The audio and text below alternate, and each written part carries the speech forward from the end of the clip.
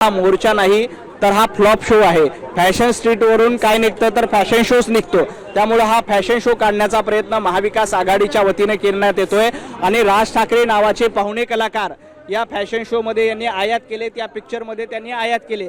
राज ठाकरेंकडे बघून गर्दी जमेल, मतं मिळतील असं त्यांना वाटत असेल तर तसा अजिबात होणार नाही। लोकांचा भारतीय जनता पार्टी आणि देवाभाऊंवर विश्वास आहे। लोकसभेला 48 पैकी 30 जागा जिंकल्या, त्यावेळेला त्यांना कुठे ईव्हीएम बद्दल प्रश्नचिन्ह नव्हतं, त्यावेळेला मतदार यादीवर प्रश्नचिन्ह नव्हतं। प्रत्येक पक्षाचा बूथ एजंट प्रत्येक बूथवर असतो, तर या 6 महिन्यामध्ये कोणीही बूथ प्रमुखाने ऑब्जेक्शन घेतलं नाही, पोलिंग एजंटने ऑब्जेक्शन घेतलं नाही आणि आता पराभव समोर दिसत असल्यामुळे नौटंकी करण्याचं काम महाविकास आघाडीचे नेते करतायत।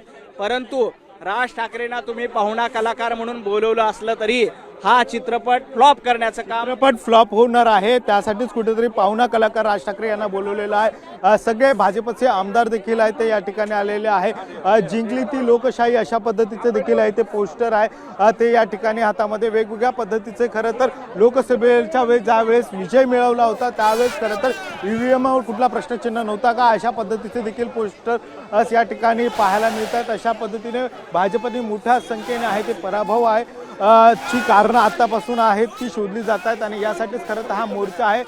अशा पद्धतीचे देखील आहे ते पोस्टर या ठिकाणी